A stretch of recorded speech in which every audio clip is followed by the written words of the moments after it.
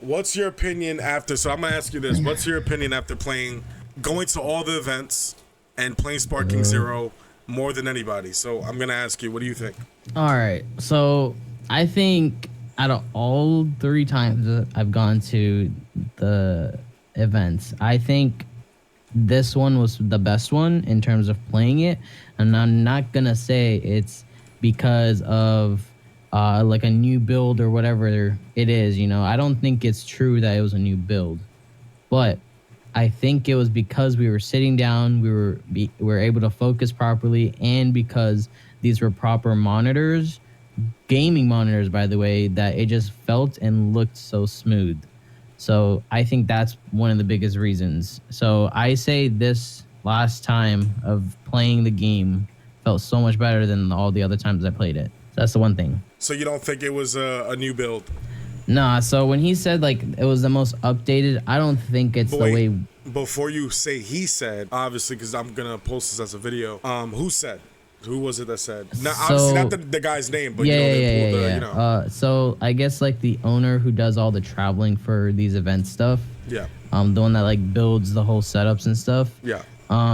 We were able to just talk to him, ask him questions and stuff, and like he kind of just said like, this is the most updated build. Yep. So in that sense, like I was thinking like, what does he mean by updated? Because, some people take it out of context, or some people don't really, say it the way they're trying to say it. So I see what you're saying. Yeah. Because I assumed the same thing when he said it to us, when he said, oh yeah, this is the newest current build right now. And we're looking at him like, oh really? Yeah. Okay, I guess. So like, I don't think it was like in the sense like, oh, they fixed issues here and there, because there were still glitches. You saw the glitches. It happened. There was actually more glitches. Yeah.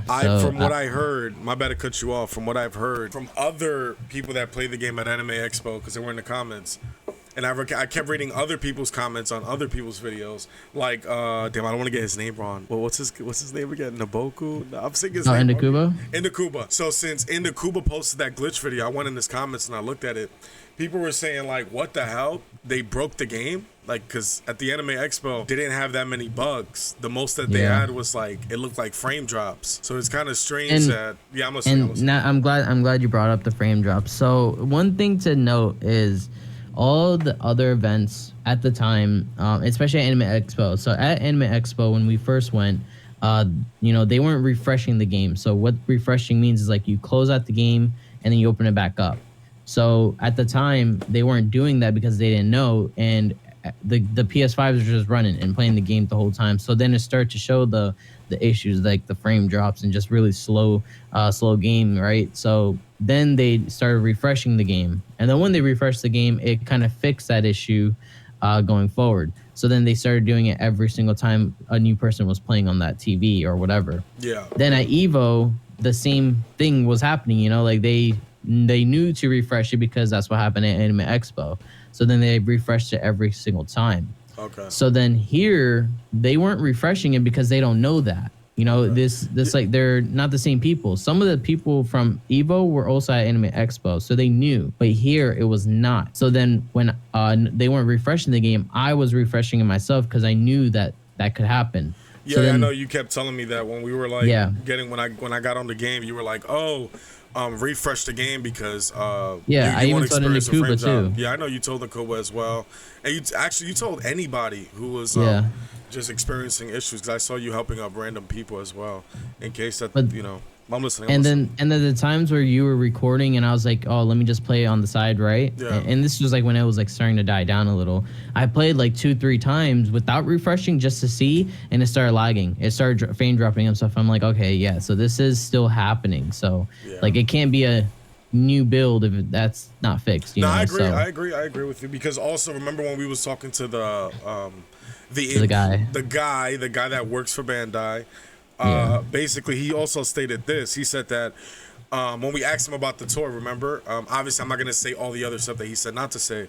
But remember when he said that, also, we were trying to book something after the release date of the game, but it kind of makes no sense because the game is already going to be out.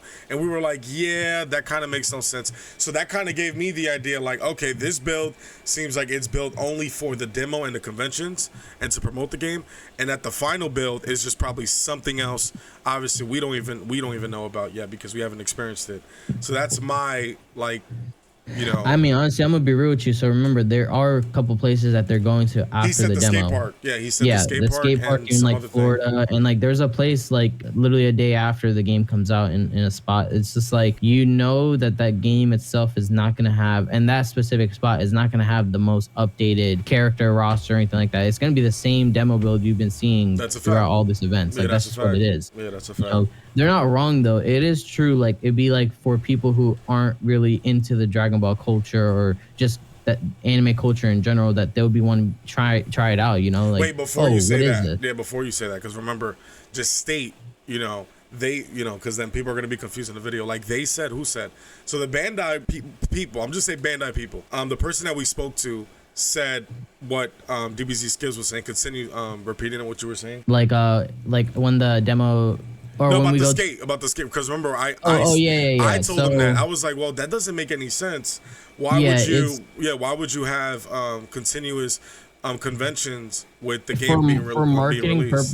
For marketing purposes, if they want to try getting this game out more, like literally to anyone and everyone, they're going to places that no one would really expect. Yeah. Some really small places, for people who care about other things, like for example, a skate park. They don't care about anime, they care about skating. So, they're going to go to those spaces to see if people get interested in it. It's a good marketing tactic. It could really help, for just getting new people into Dragon Ball. Yeah. Like they're shooting for the OGs of Dragon Ball, but they're also shooting for new people that have never heard of Dragon Ball. Yes. That's what he was really saying. And I like that you say that, because remember the last time we played the game, literally like the last couple minutes that we played the game, we were sitting down and I told you this. It was a little kid that was probably like 5, had to be 6 years old, and he's sitting down with his mom playing the game. And I asked him, what was your favorite character? He said Broly. And he's there playing the game. Yeah. Oh, like, the little kid, right? The one you gave the bag to? Exactly. The one I gave the badge to. That literally just shows like how young the scene is and the fans for Dragon Ball Sparking Zero, which is probably insane. I mean, it makes sense though, to be honest. Like the whole focus is obviously Dragon Ball Super and all that in this game. So how do you capture the newer people? Obviously go to the spots. Yeah, exactly. That makes sense. Introduce Super and then go to places that no one will really, have the time to go there. So it's smart. It makes sense. I'm not gonna lie. Now let's move on and talk about what we're scared about. Like we were talking about this at the hotel, and I told you I was really concerned. Like first we're gonna talk about Z. Is it Spark Z or Z Sparking? Sparking mode. So Sparking mode is very, we're concerned about it. And also I'm forgetting the other thing that we're concerned about. Oh yeah, the remapping controls. Now go to you go talk first. Well, I want to talk about the Sparking mode real quick. So there are people in my and I talked about this Sparking mode issue literally in my video today, and people were like saying like, oh, the CPU's just dumb. When you play against someone real, like it's gonna be, they made mechanics to survive that and this and that. And then someone else was saying that, the damage is probably just because this is a demo gameplay. And wait, before you continue, and to answer that, we've played the game, and we're telling you guys right now that is not true. It does not matter. The CPU were probably in the hardest mode. These CPU players, the AI that we was playing against, they knew exactly what the fuck they were doing. Matter of fact, they probably played better than most people that probably don't even know how to play the game. But continue. I just had to say that because when I do upload this, I don't want the comments to say, well, the reason why Sparking is so broken. Nope. It has to be nerfed. That has to be fixed. But go. I think like in terms of like the CPU was like putting dog water hands on us at sometimes too. Like that's true. Like you can't escape it. Like it's gonna happen to you. That's a fact. And like I know the mechanics. I know how to get out of things. And like sometimes it just wasn't working. So I'm like, okay, like this thing is kind of wicked. So going against CPU using this stuff, like it's you never had they never had an opportunity to get out of it at all. I've never like had a chance to even like, that's why like at some points I stopped using sparking mode for a second, and then I did the ultimate, and then you see how much damage it does for both of it. That's the other part. Remember how that's too much. Yeah, it's too much. But remember how I was just mashing. I was there. He was there recording, holding the phone, and I'm like, bro, look, and I'm just mashing square, and then that little bit of bar from the sparking mode, you can activate your ultimate. It's wild. It's just wild stuff. It's wild stuff. It shouldn't be allowed. That shouldn't be allowed. At least one, if it is allowed, then the damage needs to be cut by like significant amount, like significant. I agree.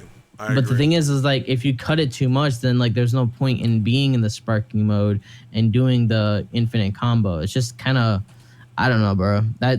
I'm pretty sure it should get shortened. I honestly just want it to get shortened a little bit, because it's ridiculous that I can just mash square, and if you run out of gauge and you can't escape it, you're done. You're kind of done. It's like KO for you. You're done. So yeah, yeah, it's something we'll have to see when the game is out. But at the end of the day, I don't like that at all.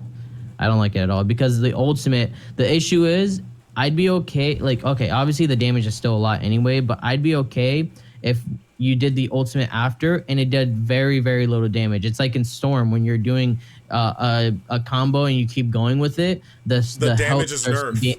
But your damage is nerfed. Yeah. And that's what it should do for ultimates at the end if you're still, because I noticed when I was doing it, right, and this is in the video, the health bar is still showing all the red gone. Yeah, and I'll pop up the video. Yeah. Literally, you're doing the infinite combo, and then you stop for a second. The red health bars that are still going down are still there.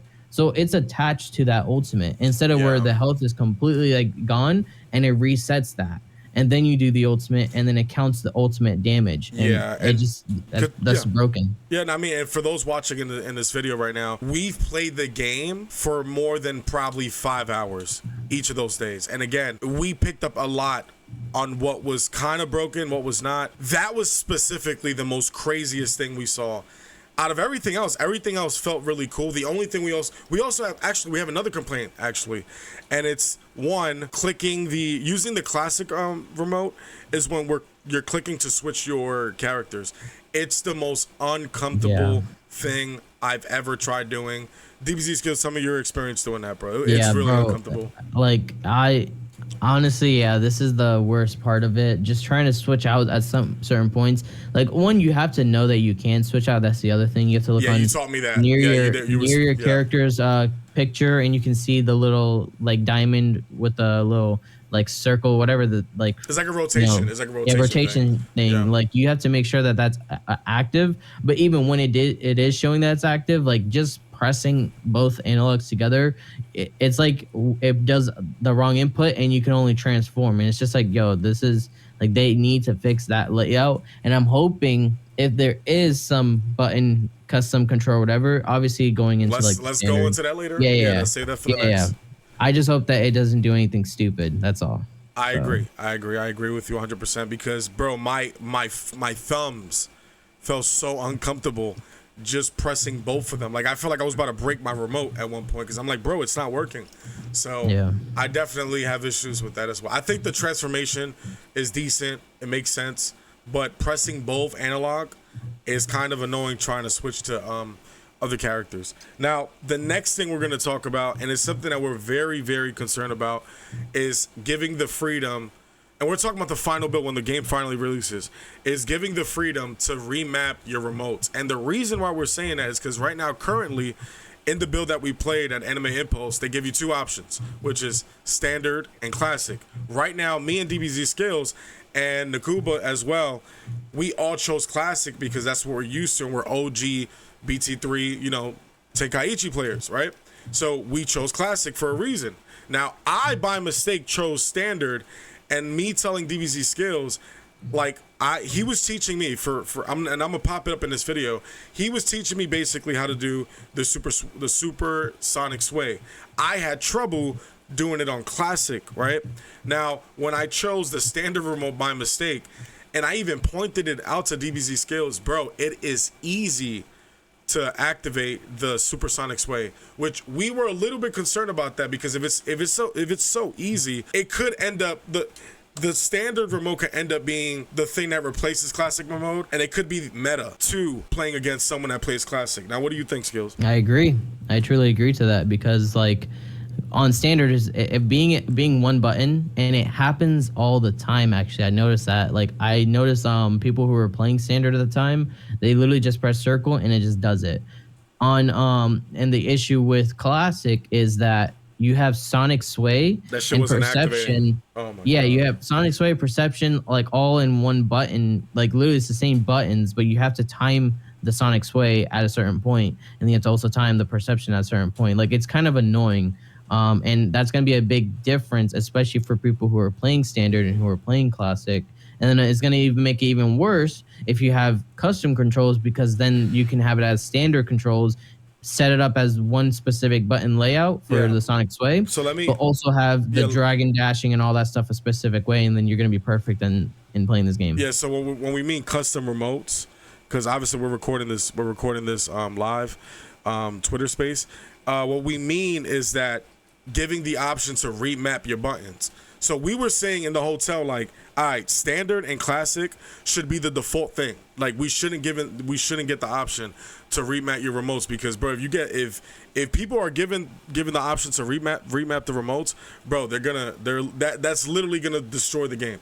Honestly speaking, like rank, people are gonna rage quit, because it's gonna be so easy to do like the supersonic sway. You could spam it. If actually we didn't test that.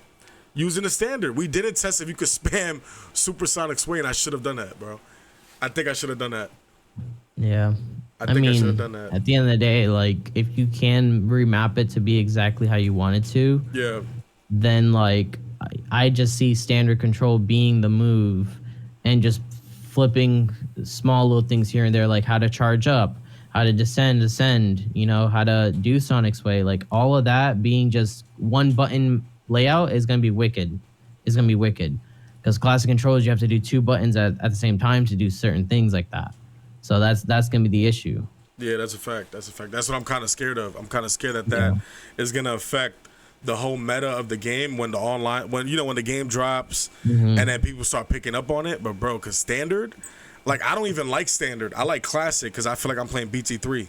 But standard, pro players literally said that already. Like if they have mapping, if they have button mapping, it's over. Yeah, it's over. Pro players have said this to us already. Yeah, like, it's gonna ruin the game. Honestly speaking, in my opinion, the way I'm looking at it, because I play Storm Connections competitively online, and they have remapping, and I'm telling you from experience, I play players that literally play the weirdest way because their button layouts is different, and they do things that are faster than me because their buttons are easy to access. Yep. You know, so if they do that for Sparking Zero, bro, online is gonna be ruined. Like, I'm not gonna say it's gonna ruin the game. I'm just saying like online multiplayer PvP, when you want to play against someone on rank and you want to compete, like that's something I think that should be looked at, because standard and classic should be the only option for that game. I agree. Now I gotta ask you this now, because in the last video we recorded, remember I asked you think this game could be competitive? And then when we was at the event, and I asked, what was it? Is it Naboku? Naboku, right? Ndakuba. I keep getting his name wrong, bro. He's gonna kill me if he sees this video. Ndakuba. And yo, I'm sorry, bro. If you see this video, bro, I apologize. So, and remember online, I asked Ndakuba, yo, you think this game has the possibility of being competitive? He said, yeah. And then you put that face like, I don't know. I don't think this game could be competitive. So now, after playing this build and playing it the most, do you still believe that it's not going to be competitive? So after watching, I'm gonna say this right now, pro players have broken down all my content and like really dove deep into it, and I was doing things that they asked me of doing before I even went to the event that I already did in my old videos.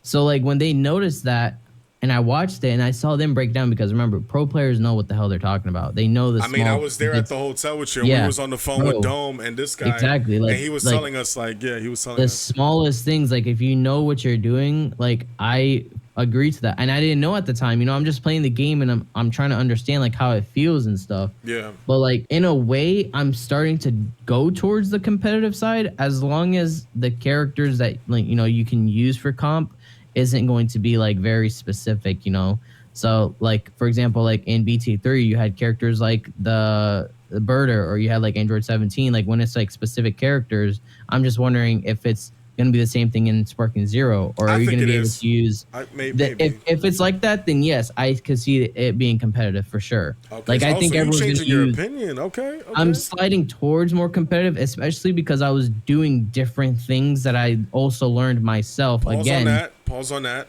I'll add on to that. Remember when I used Hercule? Well, you don't remember that you was busy, I think, talking to Inakuba. So when I was playing using Hercule, trying to main Hercule, I said, fuck that. Hercule's trash. But then you use Hercule and you was doing these weird tech that I'm like, oh, wait a minute. You could use Hercule. There's just a weird way of playing with him.